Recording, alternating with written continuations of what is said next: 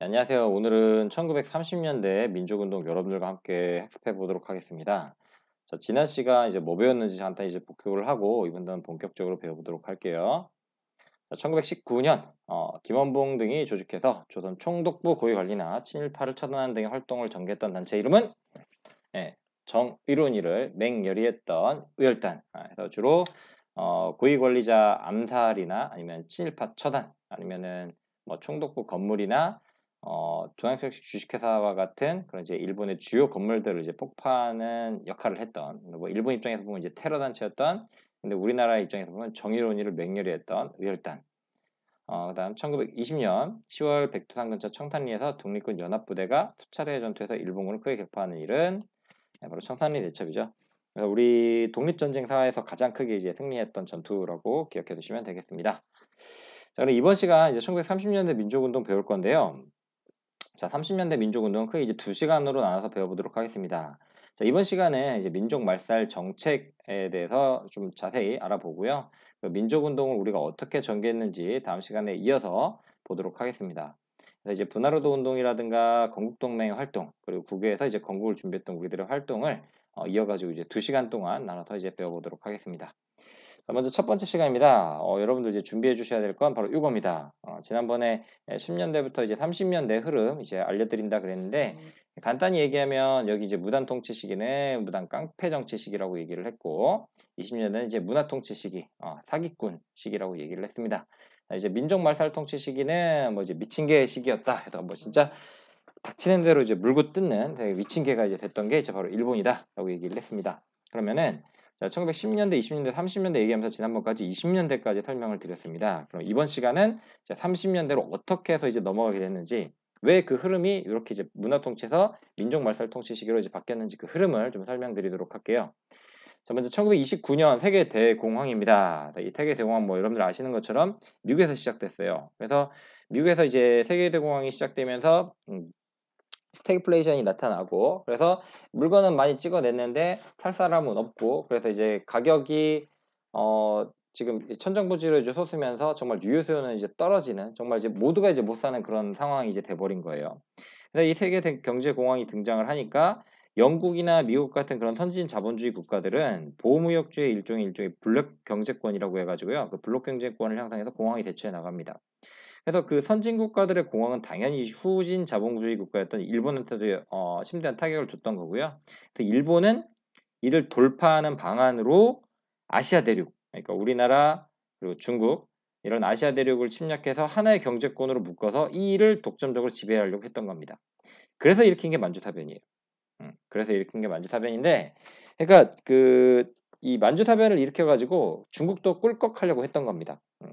자, 1931년에 그 유조구 사건이라고 있어요. 그게 뭐냐면 만주사변 그냥 듣고만 지나가세요. 이해만 하시면 되는데 자, 유조구 지방의 철도를 일본이 스스로 파괴를 합니다. 그리고 그거를 중국군이 파괴했다고 날조한 사건이 그게 유조구 사건이에요.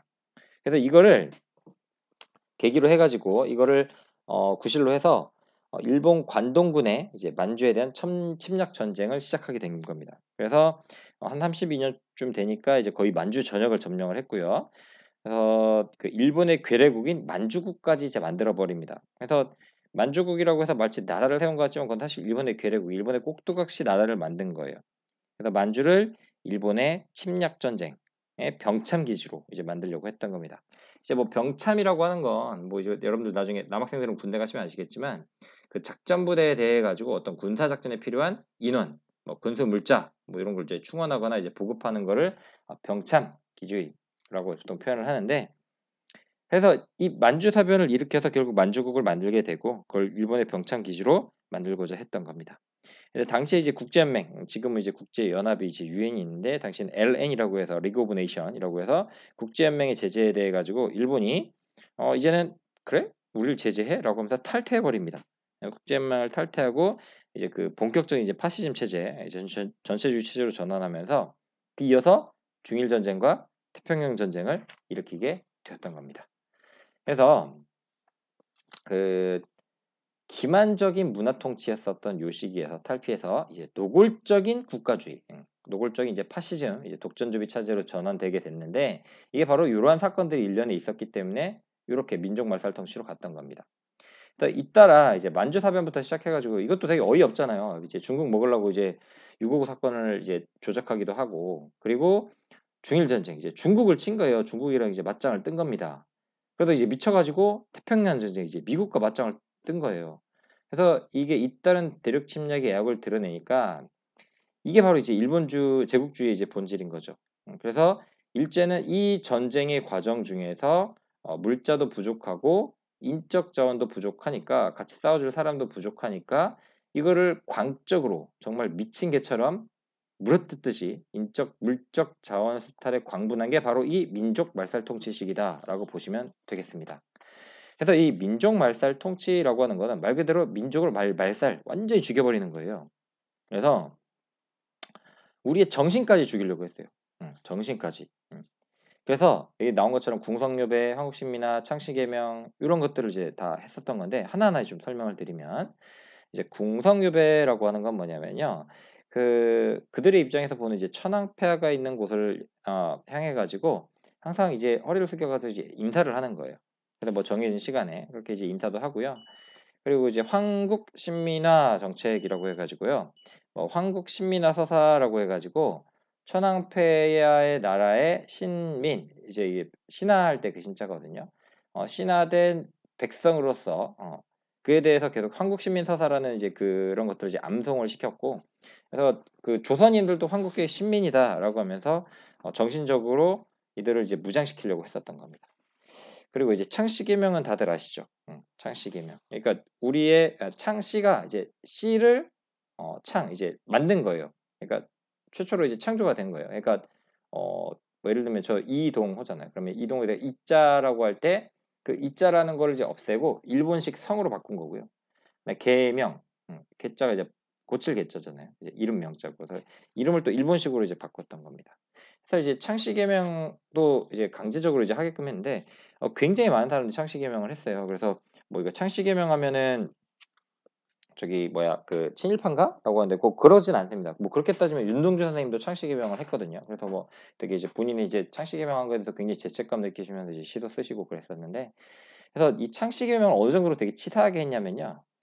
창씨를 안 한 자의 자녀들은 학교에 입학, 진학이 안 됐습니다. 네, 그리고 그 창씨를 안 한 어린이들은 일본인 교사들이 구타도 했고 질책도 하면서 이거를 마치 증오함으로써 어린이의 애소로 그러니까 엄마한테 우리 그냥 창씨개명 하면 안 돼? 라고 해서 부모가 창씨개명 하게끔 되게 유도했던 되게 좀 치사한 방법을 썼고요. 그리고 창씨를 안 한 자는 공사관, 공기업이든 사기업이든 간에 그 일체 채용도 안 됐다고 합니다. 그래서 현직에 있는 사람이 만약 창씨개명을 안 한다 그럼 해임을 시켜버렸어요. 그래서 뭐 행정기관에서 다루는 모든 사물을 취급해주지 않았기 때문에 창씨개명을 안 하고는 못 베긴 상황이었어요. 그래서 창씨개명이라고 한 걸 가지고 뭐 옛날 사람 창씨개명했다고 뭐 친일파다 뭐 이렇게 얘기하시는 건 정말 잘못된 겁니다. 아시겠죠? 그다음에 이제 한국어와 이제 한국사 금지인데 뭐 일본어 사용을 강요했고요. 그리고 한국사를 일본 역사에 편입을 시켜버려요. 그래서 우리만 이제 독자적인 역사가 없는 것처럼 이제 얘기를 했는데 되게 좀 잘못했죠. 그래서 되게 좀 얼마나 가슴 아팠겠습니다. 그러니까 이제 당시 전 국민 한 80%가 창씨 개명을 했고 뭐 한국사 금지를 하면서 우리 정신까지도 좀 말살을 시키려고 했던 거예요. 그다음에 동아 조선일보 폐간이라고 되는데 이제 민족의식을 고취하던 조선중앙일보가 1937년에 이제 폐간이 이미 됐고요. 동아일보와 조선일보도 차례대로 1940년대 1940년에 차례로 폐간되게 됩니다. 그래서 그 다음에는 뭐 조선 글 그러니까 이제 한글 잡지도 차례로 막 폐간을 해버리고요. 뭐 조선어 학회 사건이라고 해가지고 조선어 학회, 조선말, 우리말 학회죠. 조선어 학회를 강제로 해산하고요. 이 관계자들을 막 투옥하고 학살하고 그랬던 게 조선어 학회 사건이었습니다. 그다음에 종교 통제도 했어요. 우리 민족 고유의 종교들이 있었잖아요. 그 종교들을 다 금지하고 기독교와 불교 등의 종교에 대한 그 신앙마저도 이제 탄압을 했던 게 바로 요 시기입니다. 우리는 뭐 아예 그 종교도 갖지 못하도록 했던 거예요. 대박이죠. 그래서 뭐 여기 이 모든 걸 나타내는 게 한국신민 서사라는 게 있거든요. 그러니까 한국신민화 정책의 일환으로 애우라고 시킨 거예요. 그러니까 뭐 초등학생용, 뭐 중학생용 뭐 이런 게 있는데 뭐 우리는 한국신민이다. 충성으로서 뭐 이제 궁극에 이제 보답하련다라든가 아니면 우리들은 서로 마음으로 합해서 천황폐하께 충의를 다합니다라든가 우리들 한국 시민은 인고단련으로 힘을 길어 단결을 굳게 한다라고 하면서 이 단결이라는 말이 사실 지들 좋은 단결이에요. 그래서 우리는 한국 시민이다라는 걸 계속 암기시킨 거예요. 그러니까 우리가 그 대한 사람 대한으로 길이길이 보존하세라는 그 애국가를 제창할 때마다 알게 모르게 그런 이제 마음이 생기는 것처럼 애국심이 이제 생기는 것처럼 한국시민 정책도 매일 아침 조회와 이제 끝날 때 종례 같은 때 이제 막 학생들한테 애우게끔 하고 지역 사람들한테 꼭 애우게끔 해서 매일매일 그 암송을 하게 하면 자기도 모르는 사이에 그 정신세계가 지배가 되는 거예요. 이런 걸 보면 굉장히 노골적으로 이제는 아까 이제 만주사변 일으키면서 야, 국제연맹이 이제 그러지 마라고 했더니 너 뭐야라고 하면서 난 그냥 나갈 거야 나의 길을 갈 거야라고 하면서 노골적 국가주의 체제로 이제 들어왔다고 얘기를 했잖아요. 그래서 파시즘 체제로 완전히 전화가 된 거예요. 파시즘이 뭔지 아세요? 파시오라고 하는 게 이제 전체의 묶음이라고 하는 뭐 이탈리아인데, 그러니까 전체 우리 개인이나 개인에 비해서 집단, 국가가 더 중요하다라는 이제 파시즘주의가 이제 등장을 하게 됐던 겁니다. 그리고 이제 독점 자본주의 체제를 이제 공고히 하게 되면서 그 일본이 이제 그 자본주의 체제를 그 아시아에다가 이제 강요하게 됐던 거죠. 자, 이렇게 해서 이제 민족말살 통치가 있었는데 인적으로는 어떻게 수탈을 했으며 물적으로는 어떻게 수탈을 했는지를 보도록 하겠습니다. 자, 먼저 인적 수탈입니다. 인적 수탈은 무슨 뜻일까요? 사람을 수탈을 했다라는 얘기입니다. 자, 먼저 이제 국가총동원령이 1938년에 이제 등장을 하게 되는데요. 이게 뭐냐면요. 국가총동원법이라고 해서 조선에서 이제 38년 5월부터 이제 적용을 하기 시작했습니다. 그래서 그 여성 노동력을 쉽게 착출하기 위해서 당시 몸빼바지를 입혔어요. 그래서 사실 몸빼바지라고 하는 게 이때 이제 등장을 했던 거예요. 그래서 그 여성 어용 단체가 있었어요. 그러니까 그 일본에서 만든 마치 시민단체인 척하는 일본을 도와주는 애들, 뭐 애국 부인회라 그래가지고요. 그걸 조직을 해가지고 근로동원, 근로보호대 이런 거 설치해가지고 노동에다가 강제로 동원을 하게 됩니다. 이렇게 강제로 동원하려면은 사람들의 반발이 좀 심하잖아요. 그래서 등장한 게 이런 말들입니다. 내선일체. 이게 뭐냐면 안내자. 그러니까 이제 그 내지인이라고 해서 일본인과 조선인은 일체 원래 하나다라는 그런 주장을 하게 돼요. 이게 이제 내선일체라고 하는 겁니다. 그다음에 이제 일선 동조론이라고 하는 게 뭐냐면 일본과 조선의 조상은 조상 조자가 같을 동자예요. 그러니까 일본과 조선의 조상이 같대요. 그러니까 우리랑 너네랑 조상이 같아. 그러니까 너네가 우리 도와줘야지. 당연한 거 아니야? 라고 하는 게 그들의 주장이었던 거예요. 대박이죠. 그다음에 신사참배를 강요합니다. 신사참배 뭔지 알죠? 신사가 뭐 하는 지 아세요? 신사라고 하는 건 일본의 조상들이에요. 근데 그 조상인데 뭐 전쟁 영웅들도 되게 좀 많고 그런데 일면 일신사 원칙이라 그래가지고요. 조선 총독부가 그 일제시대 우리 민족을 일본의 신사에 나가서 일본의 천조 대신 뭐 천황 이런 사람한테 배례 막 절하게끔 했고요. 당군을 일본의 시조신인 천조 대신과 형제로 해석하게 해요. 그래서 이걸 친일에다가 이용을 하게 됐던 게 바로 이게 신사참배입니다. 대박이죠. 그래서 학생들한테 신사참배 막 강요하고요. 그리고 이제 뭐 각계로부터 막 반발을 하니까 요거를 뭐 더 강력하게 추진을 하게 된 겁니다. 그래서 이제 한국신민서사서시라고 하는 게 아까 이제 말씀드렸던 것처럼 한국신민화 정책의 일환으로 이제 한국신민서사를 이제 만들어서 뭐 초등용, 중등용, 뭐 어른용 뭐 이렇게 이제 나눠가지고 사람들한테 정신을 계속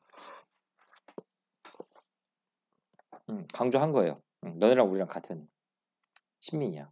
그리고 대일본 지역의 신민이니까 문제니까 동원되는 거는 당연한 거야. 국가를 위해서 그래야지. 해서 국가를 위해서 총 동원돼야지. 라고 했던 게 요 맥락입니다. 보면 징용, 징병, 정신대 같은 문제들이 등장을 하잖아요. 징용은 뭔지 아시죠? 징용. 강제로 우리가 징집한다, 뭐 징용한다라는 표현 많이 쓰는데 용자에 쓸용, 힘쓸 용자 뭐 이렇게 생각을 하면 되는데 국민징용령이라 그래가지고 사람들한테 마치 이제 돈을 벌 수 있는 것처럼 처음에는 이제 막 모집을 합니다. 모집을 하다가 그래서 나중에는 알선을 해요. 막 친일파 같은 그런 애들이 야, 저기 가면 돈 많이 벌 수 있어. 일본이 저 전쟁하고 있는 저 나라 가지고 그냥 노동만 하는 거야. 노동만 하면 이제 돈 많이 벌 수 있어라고 하면서 빼어가지고 알선을 하기도 하고 그러다가 나중에는 징용, 강제로 이렇게 데리고 가기도 하고 그렇습니다. 그래서 이게 일본이 했던 좀 기만적인 그런 모습이라고 생각하시면 되겠습니다. 얼마나 답답해요. 이제 강제징용으로 이렇게 우리의 노동력을 이제 착취를 했어요. 착취를 했고요. 그다음에 뭐 학도 지원병제라고 해가지고요. 이게 말이 학도 지원병이죠. 그래서 학생들을 징용을 한 거예요. 그러니까 당시에 약 4,500여 명의 그 조선인의 전문학교나 대학교 학생들을 전쟁터로 내몬 거예요. 우리가 막 6.25 때도 학도병이라고 얘기하잖아요. 그들은 군인인가 학생인가라고 얘기했을 때 뭐 학생 군인이라고 보통 표현을 합니다만 책을 보시다가요. 펜을 잡으셨다가 총을 이제 잡으시게 되는 분들. 그분들이 이제 학도병이라고 하는데 학도 지원병제라고 해가지고 말이 지원이지 사실상 거의 이제 강제로 착출해 간 겁니다. 1943년에. 그렇게 해서 조선인의 전문학교와 대학교 학생들을 전쟁터로 내몰았고요. 그 다음에 징병제. 처음에는 이 징병제라고 하는 게 여러분들이 이제 우리나라 이제 징병제를 채택하고 있잖아요. 그러니까 일정 연령 이상의 남자들을 징병해가지고 이제 군대에 자발적으로 이제 배치하고 있는데 그거예요. 처음에는 군대 보충이 해가지고 지원병제를 실시했는데 이게 바뀐 거예요. 징병제로. 징병제로 바꿔서 한 20여만 명을 이제 징병하였다고 합니다. 근데 뭐 이제 징병제 때 물론 이제 거의 끌려가지고 일본군 군복을 입고 싸우신 분들도 계시지만 이 중 일부는 좀 탈출해가지고 광복군에 흡수되기도 하십니다. 그다음에 여자 정신대 근무령이라고 뭐 다들 아실 거예요. 그래서 12세부터 40세까지 한 여자 수십만 명을 이제 강제 동원했습니다. 그 중에서 한 5만에서 7만 명을 이제 위안부로 그러니까 그 성적 놀이개 역할을 이제 하게 했던 겁니다. 그 일본의 정신대 징발에 따른 그 참고문헌을 하나 읽어주면요. 일본 제국주의는 점령지구에서 군인들의 강간 행위를 방지하고 성병 예방을 방지하며 군사 기밀을 막는다. 라는 그런 구실로 우리나라와 타이완 그리고 이제 점령 지역에 한 10만에서 20만 명이 이르는 여성들을 속임수와 그리고 폭력을 통해서 연행을 하게 됩니다. 이게 여전히 아직도 충분한 화해 그리고 그들의 사과가 있지 않은 문제인 거죠.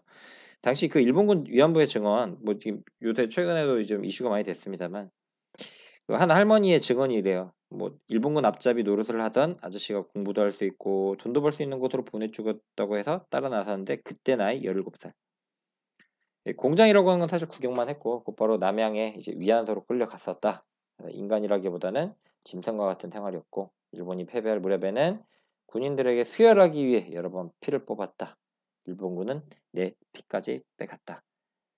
그리고 뭐 이것뿐만이 아니라 이제 패망이 이제 가까워지자 본인들이 했던 이 만행들이 드러날까봐 죽여 없애기도 하죠. 죽이기만 한 게 아니라 뭐 태워서 없애기도 합니다. 흔적을 없애기 위해서.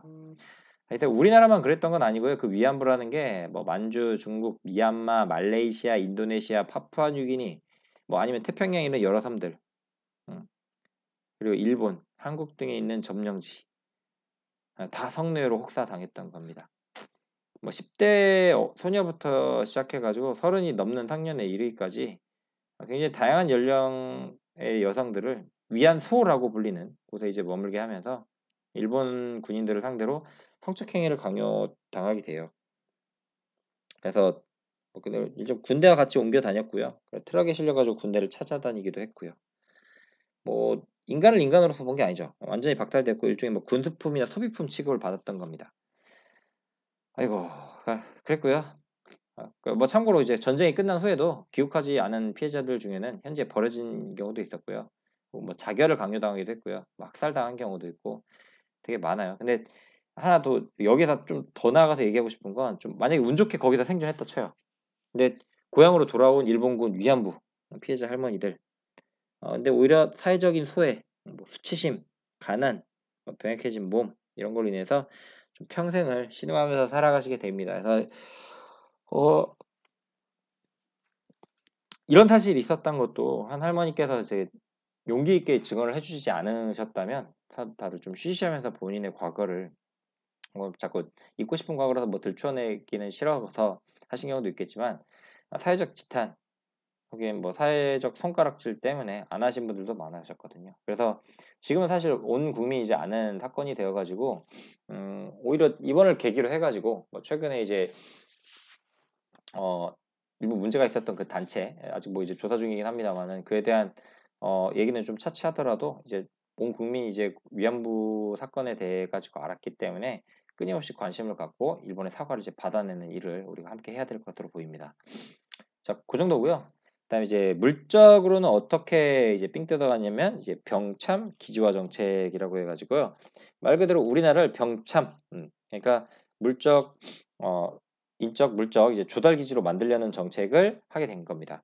그다음에 한반도를 전제 물자 공급을 위한 기지로 만들려는 정책이 병참 기지화 정책입니다.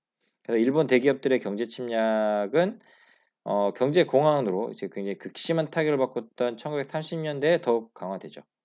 그래서 이 경제 공황 극복을 위해서 침략 전쟁 뒷받침하고, 그러니까 전쟁하려면은 뭐 이것저것 만들어야 되잖아요. 그걸 이제 일본에서 이제 만들고 그걸 뒷받침하고, 그리고 일본 본토와 식민지를 묶어가지고 좀 경제 블록을 형성하기 위함이 바로 이제 병참 기지화 정책이다라고 보시면 되겠습니다. 그래서 그 일제가 대륙 침략이 이제 본격화되는 시기에는 뭐 전기, 제철 그리고 아니 또 뭐였더라? 그 중화공업 같은 이제 그런 군수공업 시설들을 많이 설치해요. 우리나라를 일종의 북한이란다. 일본의 병참 기지로 삼았고요. 그래서 이 침략 전쟁이 여기 보시는 바와 같이 중일 전쟁, 태평양 전쟁으로 이제 확대가 됐던 거고요. 자, 한국에서는 이제 전시 통제 경제가 실시됐고 식량 배급 제도와 각종 물질 공출 제도를 강행하면서 우리한테 이제 배고픔을 강요를 했던 겁니다. 자, 그래서 요 시기에 지금 국가 총동원령을 내갔잖아요. 사람을 왜 이렇게 많이 빼갔냐? 뭐 때문이다? 이 두 전쟁을 치르기 위함이었다. 그래서 전쟁을 치르기 위해서는 물건도 필요했고 사람도 필요했고 그리고 본인들의 뭐 성적 욕구를 풀어야 되는 이제 여성들도 이제 필요했던 겁니다. 자, 그렇게 해서 중일 전쟁이 일어났어요. 1937년 7월 이제 노구교 사건이라 그래가지고요. 뭐 야간 전투를 실시하던 일본군 파견군의 한 부대가 노구교라고 해가지고 그 노구교 근방에서 중국군에게 이제 타격을 받은 사건이 노구교 사건입니다. 그래서 여기서 시작이 된 거네요. 여기서 시작이 된 건데 이걸 계기로 해서 중일 전쟁이 발발했어요. 그래서 일본군은 한 30만 명 남견 주민을 이제 학살하는 이제 만행을 저질러 있는데 그래서 중일 전쟁 시기에 그 남견 주민 대학살은 지금도 이제 기억을 하고 중국에서도 그날을 이제 잊지 말아야 되는 날로 기억을 하고 있습니다.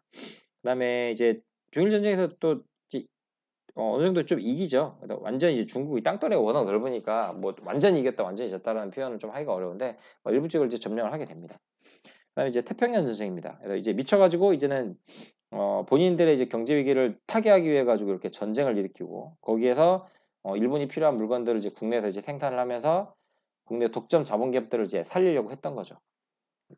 그러다가 이제 건드리지 말아야 될 이제 미국을 건드린 거예요. 미국의 하와이를 공격하죠. 하와이를 공격해서 시작된 그 태평양 전투가 1941년부터 45년에 연합국과 일본 사이에 벌어지게 됐던 겁니다.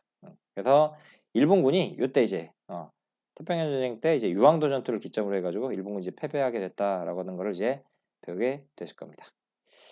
자, 이렇게 해가지고 이제 민족 말살 통치, 그다음에 인적 수탈까지 배웠는데, 저 인적 물적 수탈까지 배웠는데, 제가 이걸 얘기를 안 했죠. 이제 남면 북양 정책이라고 해가지고요. 이게 뭐냐면 남쪽에는 면화 키워, 북쪽에는 양을 키워. 왜? 왜? 우리를 위해서? 그게 아닙니다. 일본 병참 기지를 위해서. 그러니까 저 일본인 그 방직 자본가의 그 보호를 위해 가지고 강제로 여기는 면화 키우고 면화 이제 뜨고 그다음에 여기는 이제 양을 이제 키우도록 했던 거예요. 자, 이렇게 해서 우리나라 이 두 개의 큰 전쟁, 중일전쟁과 태평전쟁을 준비하기 위해서 우리 민족을 이제 말살해서 마치 이제 우리 조선이 일본이다라는 거를 이제 인식을 심어주려고 했고, 그리고 이제 노골적 국가 파시즘으로 독점 자본주의 체제를 더 공고히 하려고 했으며 인적 물적 자원을 수탈하기 위해서 이런 것들을 했었다라는 것을 기억해 두시기 바랍니다. 자, 그럼 자, 아까 50 이제 9쪽 내용 이제 함께 보도록 할게요. 자, 아까 정리를 해보시면 자, 대공황으로부터 시작했어요. 그래서 경제 위기를 맞은 일본이 침략 전쟁으로 이걸 극복하려고 했고 이제 만주타변 일으켜서 만주를 점령한 일제, 그래서 괴뢰국 정부인 이제 만주국 정부를 만들었다라고 했고요. 그래서 중일 전쟁과 태평양 전쟁으로 전쟁이 확대됐다고 했습니다. 자, 37년 일제가 만주를 점령한 후에 아시아 패권을 차지하기 위해서 중국을 상대로 일으킨 전쟁, 이거를 중일 전쟁이라고 합니다. 그다음에 자, 태평양 전쟁.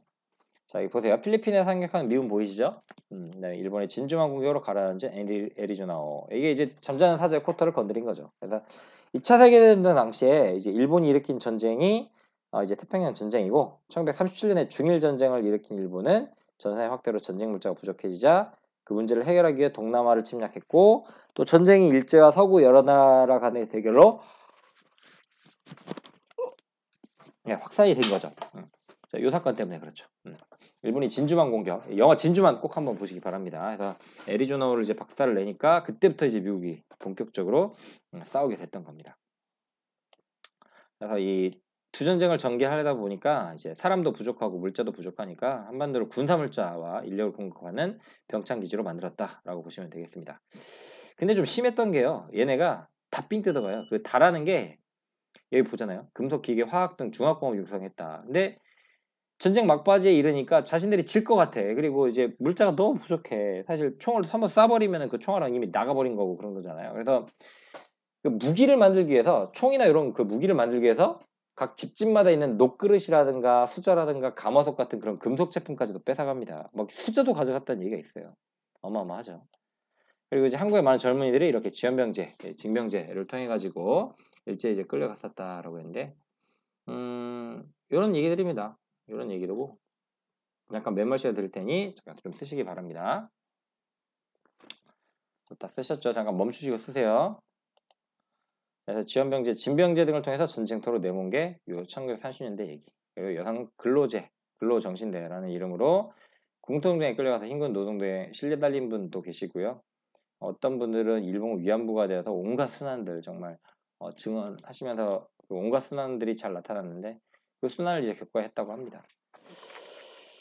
그뿐만이 아니에요. 그래서 이거 징용 이번에 이제 강제로 가서 이제 노동을 시키는 게 강제로 이제 병사를 만들면 징병, 강제로 노동을 시키면 징용이라고 하는데 광산, 공장, 비행장 등에 끌려가가지고 굉장히 열악한 환경에서 혹사당하면서 우리 조상님들께서 일을 하셨다고 합니다. 자, 여기 보면 이제 근로정신대, 여자 근로정신대, 일본군 위안부 할머니라고 했는데 이제 수요 집회 여러분들도 한번 토요일에 이제 시간이 되시면 꼭 한번 가보시라고 권해드리고 싶습니다. 좀 보는 시야가 많이 좀 터질 겁니다. 자, 그래서 오늘은 여기까지 정도로 이제 마무리합니다. 그 정도로 마무리하고 다음 시간 이제 문맹특치, 조선건국동맹 이런 활동들에 대한 얘기는 여기다가 이제 보시면 돼요. 30년대. 자, 이제 민족주의 운동으로 이제 우리 말을 국어를 이제 지키려는 것과 우리 역사를 이제 지키려는 운동이 어떻게 일어났으며 사회주의 진영 개혁에서는 이제 사회경제사학자 이제 백나우 선생님께서 이제 평가해 주시면 정리가 이제 될 거로 이제 보입니다. 그래서 뭐 조선공동맹, 교육운동, 대중운동, 종교활동 이런 것들이 있는데 이거는 이제 다음 시간에 이제 국외 민족운동과 함께 더불어 가지고 배워보도록 하겠습니다. 아시겠죠? 오늘 모두 수고하셨습니다.